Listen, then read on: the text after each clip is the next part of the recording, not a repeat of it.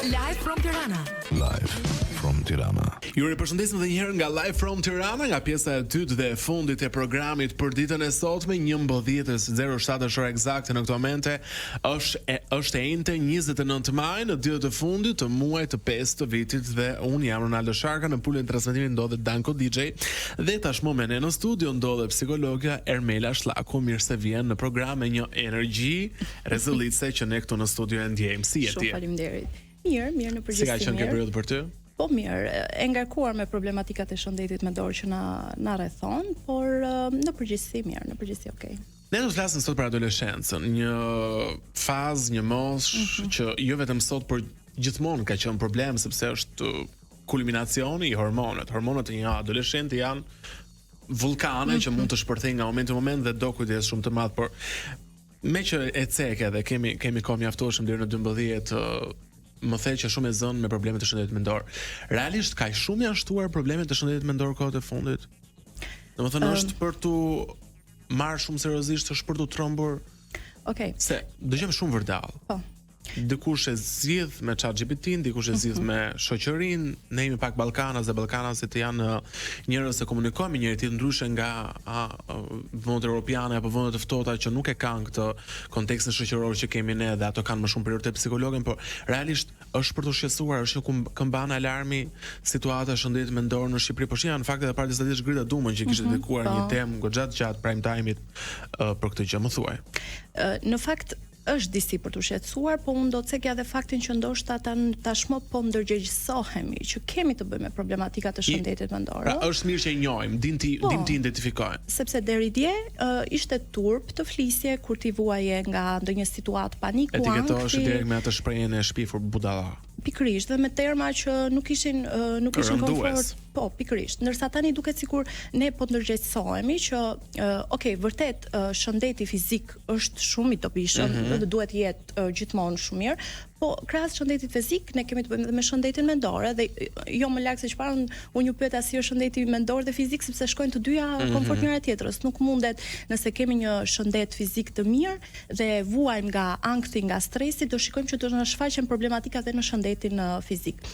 Shoh që janë ndërgjegjësuar njerëzit, shoh që kemi një nevojë të madhe për psikolog, për terapist, po nga ana tjetër një nevojë të madhe edhe për tu dëgjuar, se zakonisht vërtet jemi një popull ballkanas që flasim, por shumë pak dëgjojmë. Dhe e diti që shumica nuk din ta bëjnë këtë diferencën. Nuk din ta bëjnë diferencën sepse mendojnë që po të dëgjosh, do të thotë që thjesht je fizikisht aty, jo. Ti duhet të futesh në dëgjim aktiv. Sepse ka vërtet shumë dëgjues që pohojnë me kokë. Po, edhe në fund thonë, e mos zemra që të bësh këtë, tani fusin një fugjë kështu në fund edhe ti duket sikur ke folur me mua. Që unë në fakt e kam shumë besdi që është hajt mos u mërzit. Në fakt të gjithë e din që s'duhet të mërzitemi, por puna është... Po, e bukur është pastaj kur thonë, se kështu është jeta, të gjithë kanë halle, po ne e dim që kështu është jeta, por jemi njerëz, nuk kemi robot, kemi nevojë të dëgjohemi, kemi nevojë për një përqafim, për ngrohtësi emocionale, po. Po pikërisht, dhe ajo çka ty të shqetëson, ndoshta mua nuk më shqetëson dhe anasjelltas, jo çdo gjë duhet të jetë e prerë me thik dhe kjo është një problem dhe ti duhet ta trajtosh si ti. Ndoshta unë nuk e shoh këtë si problematik, mund të shikoj diçka tjetër që mund të më bezdisi, mund të filloj nga diçka e vogël dhe pastaj bëhet shumë e madhe. Mirë, e rëndësishme siç e the është që ka ndërgjegjësim. Ndërkohë, jemi mbledhur për të diskutuar për një temë shumë delikate, siç është adoleshenca. Kush janë problemet më të mëdha që sot hasin adoleshentët në Shqipëri? Pra në këtë epokë që po jetojmë.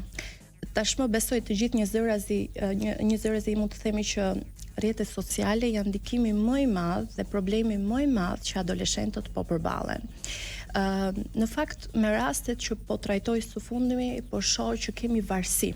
Edhe varësia ndaj rrjeteve sociale në fakt në psikologji renditet njësoj si varësi ndaj drograve, varësi ndaj substancave, po ndaj lëndëve narkotike, pra është një lloj varësie. Për sa kohë individi nuk mundet të kontrollojë kohën që ti do të kalosh aty dhe efektet që ato shkaktojnë te ty.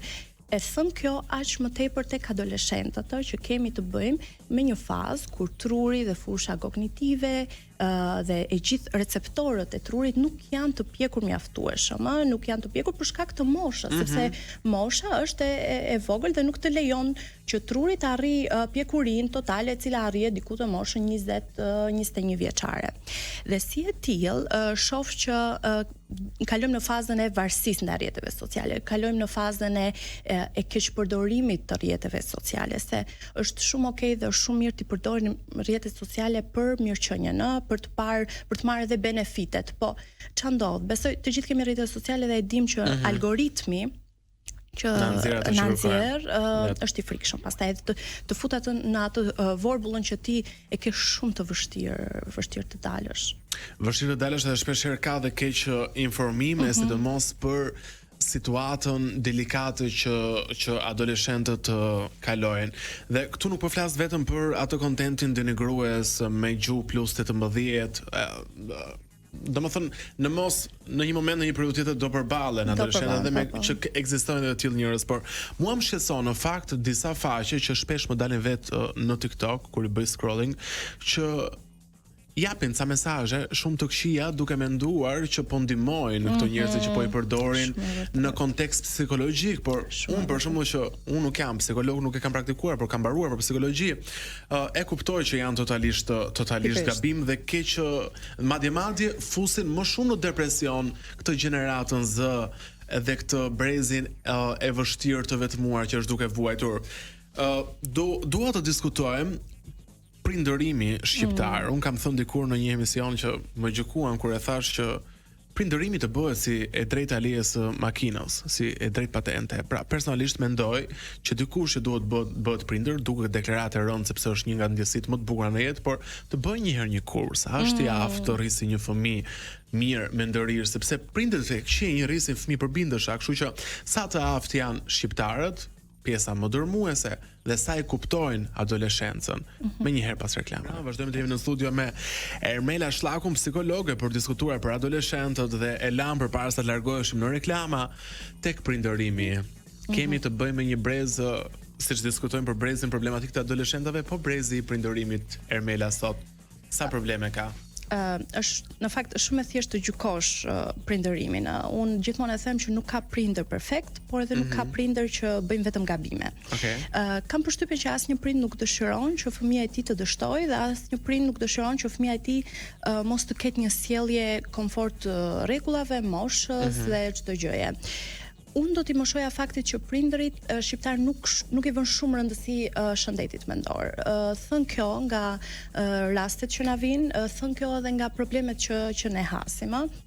Mendoj që hapi i parë që një adoleshent vjen tek psikologu është kur e sjell prindi duke biseduar me të, pra duke ja paraqitur, ndryshe nga kur e sjell prindi me zor. Më kupton çfarë dua të them? Pra, është një diferencë shumë e madhe.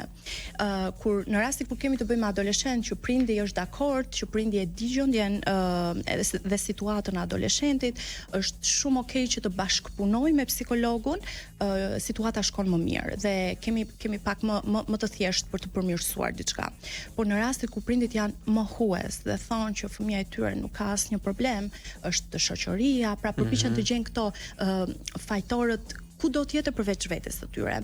Tani ne duhet ta pranojmë që të rrisësh një fëmijë nuk është e thjeshtë, nuk ka se si të jetë e thjeshtë, sepse ti po rrit një individ që është ndryshe nga ty. Edhe në fakt unë gjithmonë e them që fatkeqësisht prindërit shqiptar, familjet shqiptare e quajnë fëmijën si shtojtë të tyre, pra një vazhdimsi të tyre dhe shumë pak dhe shumë rrallë trajtojnë fëmijën si një individ më vete. Pra ne priremi që fëmijët tanë të kenë karakteristikat tona, të kenë ndjenjat tona, mendimet tona, por në fakt nuk duhet të jetë kështu, sepse jemi të ndryshëm dhe nuk ka se si të jetë kështu. Dhe duke dashur që ne të indoktrinojmë dhe të nxisim mendimet tona, kemi një përplasje dhe midis brezave që më pas bëhet akoma më e vështirë kur dhe nuk kuptohemi. Pra, as adoleshentët nuk presim që na kuptojnë për shkak të moshës, po adoleshentët presin që ne t'i kuptojmë ata. Është shumë okay që prindi mos të mundet dot të kuptoj botën adoleshentit, sepse jetojmë në një gjeneratë e cila është vazhdimisht në ndryshime, vazhdimisht me gjëra të reja që ne nuk mund ta gjejmë ndoshta veten, po ajo çka unë do thoja është disi e pafalshme nëse prindri nuk e dëgjon fëmijën. ka shumë rëndësi mënyra se si ti gjendesh aty, qasja që ti ke fëmijën. Do doja shumë që prindërit shqiptar mos ta trajtonin adoleshentin si problem. Pra faza adoleshencës nuk duhet ketë qasje në ku po futemi tani në çfarë faze është problematike. Po, e quajnë horror, është cikël. Është një cikël që të gjithë e kanë bërë dhe të gjithë do ta bëjnë. Është cikël natyral dhe ne nuk mund ta shmangim. Po, hajde bëjmë diçka se si ta bëjmë sa më të lehtë, sa më të bukur këtë rrugën që patjetër do ketë problematika dhe patjetër do shoqërohet me ndryshime shumë të mëdha fizike, hormonale, ndryshime humori dhe ne do ta gjendim flas si prind do ta gjendim veten shpesh herë dhe ndoshta me shumë pikë pyetje si ta bëj këtë, si ta bëj atë, po e rëndësishme është që ne si prindër të formojmë një urë në të cilën fëmia ta ketë më të thjeshtë, të eci, edhe krah për krah mos ta shohë prindët si policët tek shtëpia që duhet të japi llogari, por si se është do jetë shumë e vështirë ashtu, sa më konfrontues të jetë prindi, sa më agresiv të jetë prindi ndaj një rebelizmi, aq më autoritar, shok apo një e mesme e artë, siç thot Sokrati. Duhet miksuar pak autoriteti dhe me miqësinë se patjetër, unë them gjithmonë. Edhe shumë shok pasaj të merr në përkëmb. Unë them gjithmonë që prindi duhet të jetë prind dhe shok. Pra të dyja, po nuk duhet i harrojmë ato të dyja rolet që ne kemi, se nuk mund të jemi vetëm shok, sepse adoleshentët e marrin për të mirë që ky është shoku dhe nuk na vendos rregulla, nuk na vendos një kufi, sepse patjetër që kufi është shumë e rëndësishëm në çdo marrëdhënie, e kjo aq më tepër nëse kemi të bëjmë me adoleshentë që janë vazhdimisht në pikpyetje nëse duhet ta bëj këtë apo duhet ta bëj atë. Nëse shohim që adoleshenti s'ka një kufi, po ne jemi vazhdimisht shok me të, gjendja më the mund të rrshkas. Po nga ana tjetër dhe nëse kemi të bëjmë me prindër shumë autoritar, fazat e rebelizmit pastaj mund të jenë shumë më të mëdha dhe adoleshentët kanë pasoja të parekuperueshme. Për gjithë jetën pastaj. Dgjoj, për gjithë prindërit që janë duke dëgjuar këtë bisedë, qoftë tani në makinë apo qoftë ato që do e shohin më vonë në YouTube apo në TikTok, kush janë shenjat e para që tregojnë se fëmijët e tyre adoleshent janë duke përjetuar ankth ose probleme emocionale? Se duhet të thonë që nuk jo të gjithë ja thon prindërve, por duhet ta kuptojnë, është mirë ta kuptojnë dhe të marrin masa. Është një vigjilencë shumë e madhe që duhet jetë nga ana e prindit.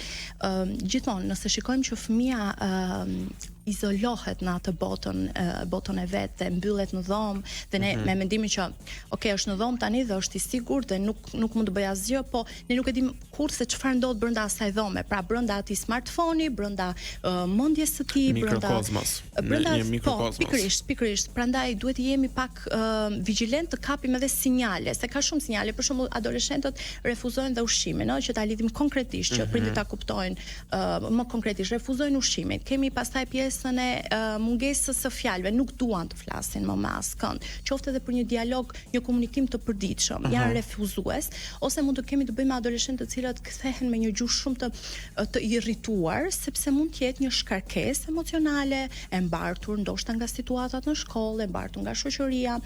Unë Ronaldo në fakt e cek gjithmonë që duhet një bashkëpunim midis shkollës dhe prindërit. Pra nuk duhet që t'ja pasojmë topin vetëm shkollës. Do të kalojmë pak më vonë tek shkolla. Po, e kam fjalën që duke kapur këto indikacione ndoshta dhe duke thënë, duke u lidhur dhe me mësuesit për gjendjen se si ka qenë në shkollë dhe se si është tashmë në familje, do të kuptojmë, do mund të kapim, sepse jam shumë e bindur që të gjithë prindit e njohin shumë mirë fëmijën e tyre. Të gjithë prindit e dinë se kur një sjellje është ndryshe nga ditët e tjera, mos ta neglizhojmë, pra por ta analizojmë. Kjo jo për t'i trembur, por kjo për t'i thënë që vigjilenca duhet të jetë gjithmonë e pranishme. Do të shkojmë tashmë tek një faktor tjetër shumë i rëndësishëm që ti e përmende për një rritje adoleshentësh më të mirë dhe për përballimin e kësaj situate, faze të vështirë emocionale, hormonale që të gjithë kemi kaluar, të gjithë do e kalojnë, që është adoleshenca, që ka pasur dhe këngë shumë për adoleshencën, në fakt që e përshkruajnë si fazën më të bukur të jetës, është absolutisht shumë e bukur, por është edhe delikate dhe kërkon punë. Do të shkojmë tek roli i shkollës. Është shumë i rëndësishëm pa diskutim, por sa të përgatitura mjaftueshim kemi shkollat në Shqipëri. Dhe kur them shkollat në Shqipëri, them shkollat kudo në Shqipëri, edhe në fshatrat më të thellë të Shqipërisë, edhe pak larg Tiranës, po edhe në fshatrat e Tiranës, se mendoj që ka diferencë mes një shkolle në qendër të Tiranës dhe një shkolle në fshat të Tiranës. Këto psikologë që zgjidhen në shkolla, aty ku ka azhjellën të duhurit, a janë mjaftueshëm profesionistë për të kuptuar problemet e nxënësve. Kush e kërkon llogari këtyre psikologëve? Nëse në fjalën që a raportojnë të një raport për adoleshentët që takojnë, sa probleme arrisin të hasin dhe të parandalojnë. Për gjitha këto vetëm pas pak.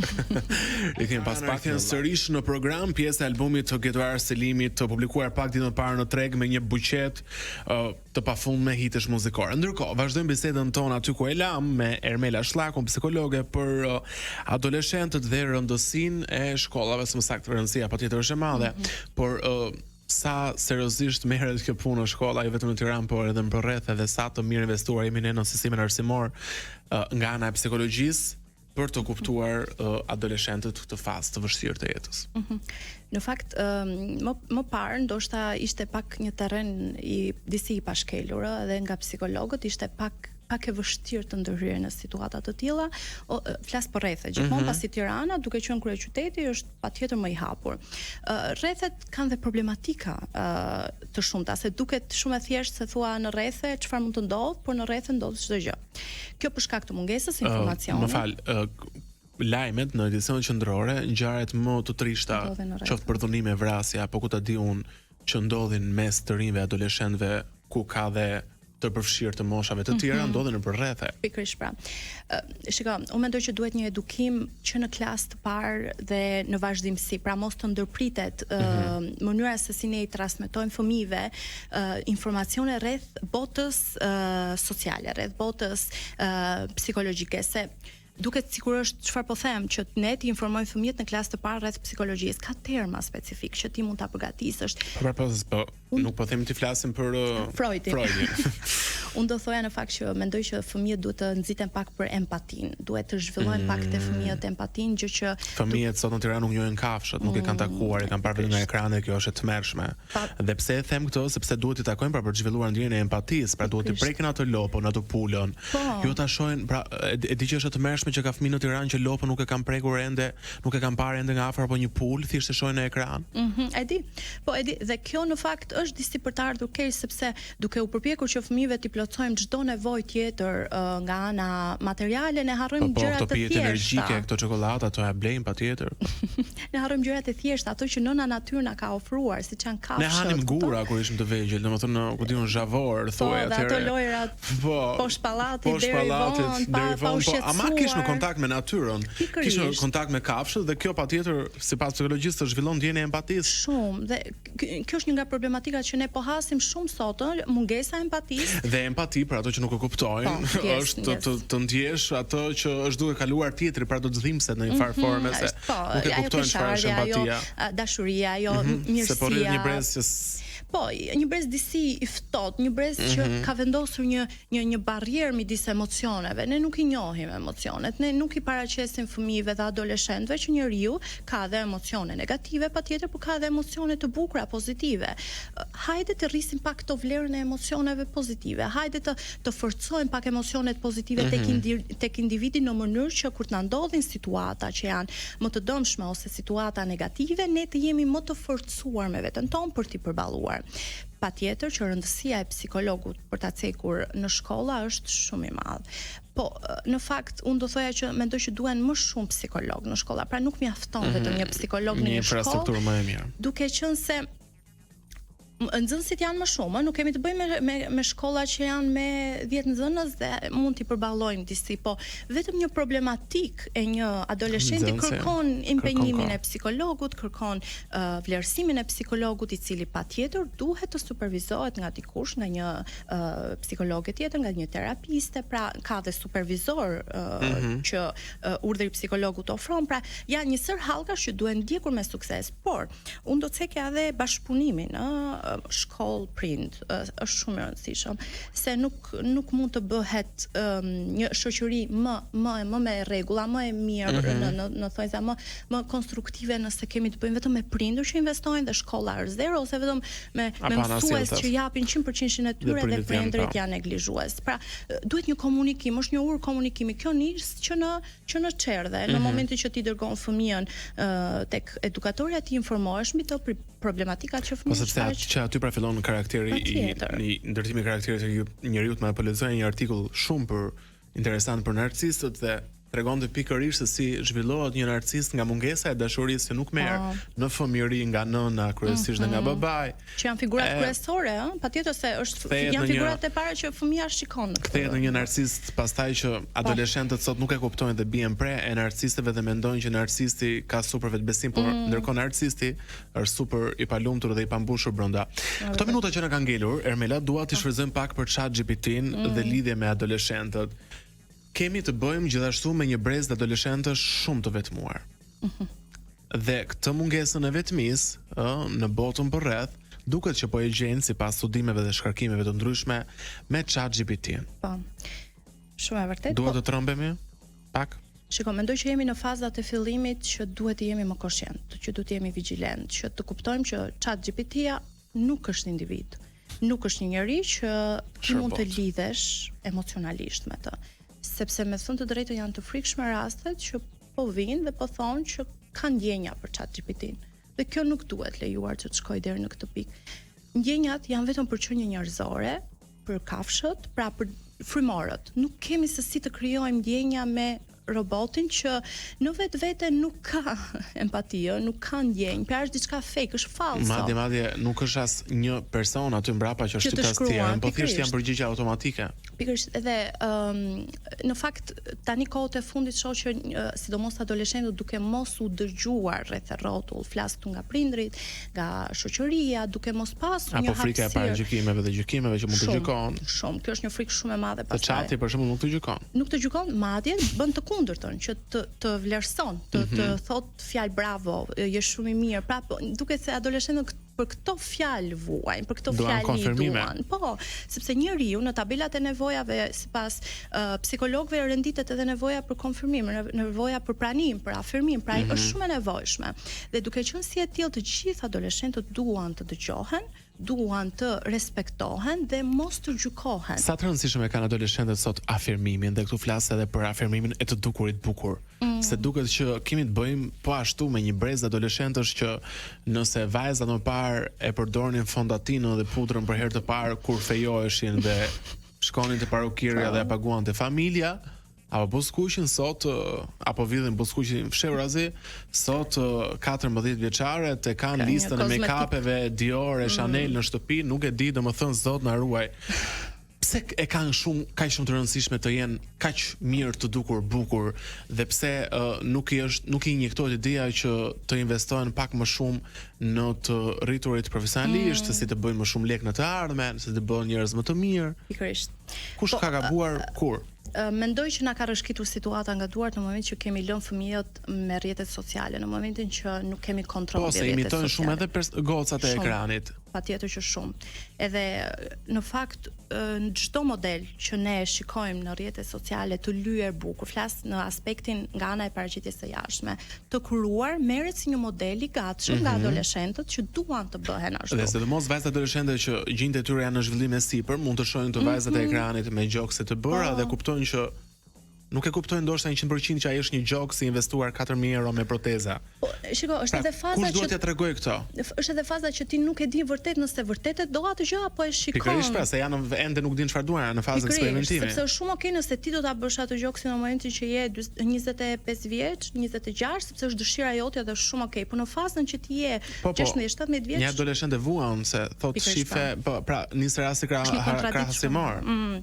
Kjo në fakt të prekja që krahasimi është shumë i dëmshëm. Në momentin që ne hapim rrjetet sociale dhe shikojmë me nën vetëdijen tonë ose me vetëdijen tonë, ne paralelizojmë veten me personin që ne shikojmë. Edhe duam që të dukemi ashtu, sepse kush nuk e do të bukurën, por e bukur është relative nga ana tjetër. Mund të dukesh shumë e bukur edhe thjesht me atë freskinë e adoleshencës, edhe me ato aknet që adoleshenca ka, pra është shumë okay sepse është një fazë e jetës. Po kjo vjen nga komunikimi që bëhet me prindin, pra me qetësi. Nuk jam dakord që të bëjmë me qetësi dhe këtu jam empatik ndaj prindërve sepse do të jetë luftë shumë e madhe që ta bindësh djalin apo vajzën, sepse duke qenë se jetojmë në një realitet shumë të hidhur ku shkojnë në shkollë dhe kuptojnë që shoqet investojnë në make-up dhe shumë atë investojnë në Gucci, Fendi dhe pse janë adoleshent.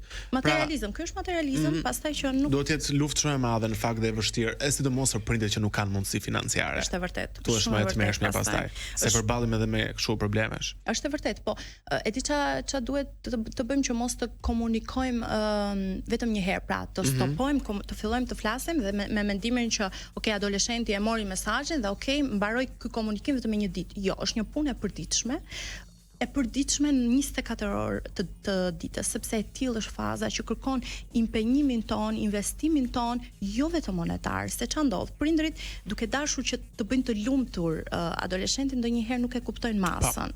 Edhe përpiqen të investojnë nga ana materiale, duke blerë çdo gjë që adoleshenti kërkon, po kjo është e dëmshme pastaj. Ermela, kjo intervistë mund të mos kapi 100.000 views, por un kam përshtypjen që një nga ato prindër që është duke na dëgjuar në makinë, mund të ndryshojë perceptimi për mënyrën se si vazhdoj të rrisi fëmijët e tyre.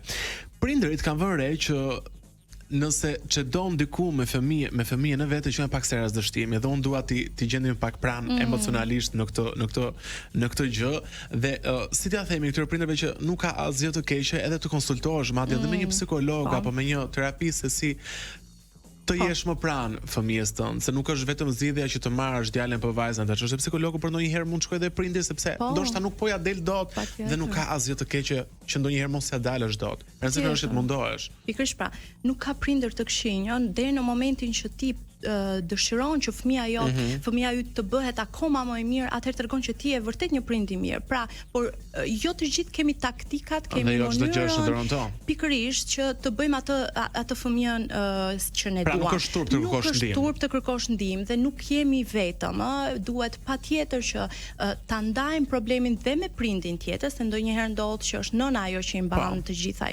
akumulon të gjitha, nuk ja transmeton babait, po pastaj ndodh një ngërç që babai nuk kupton adoleshentin duke mos ditur problematikat, po nuk është turp të kërkosh ndihmë në psikolog, në terapist, nuk është turp edhe ta pranosh që apo të shkëmbesh eksperjenca. Patjetër dhe me prindër të tjerë dhe do kuptojmë që nuk jemi vetëm në këtë botën e adoleshentit, se është një fazë që patjetër është e vështirë, por do kaloj. E rëndësishme është që të jemi aty vërtet për adoleshentin, pra jo për ta gjykuar dhe për ta konfrontuar, po për ta dëgjuar dhe për ta mbështetur.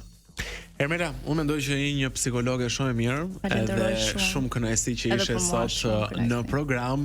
Besoj që kemi bërë një punë të mirë sot për të ndihmuar sadopak ato që na kanë dëgjuar. Shumë faleminderit, ishte kënaqësi edhe mos të trembemi se çdo gjë është e zgjidhshme. Patjetër. Të falenderoj edhe një herë dhe të uroj një të enjtë të bukur në vazhdim. Këtu përfundon dhe ky program për ditën e sotme nga unë Ronaldo Sharka dhe Danko DJ. Ju urojmë një ditë të bukur në vazhdim edhe pse jo shumë diell jashtë, por çon si ka mjafton shkëlqeni ju brenda vetes tuaj. Ne do të ridëgjojmë sërish nesër, deri atëherë kalofshit bukur.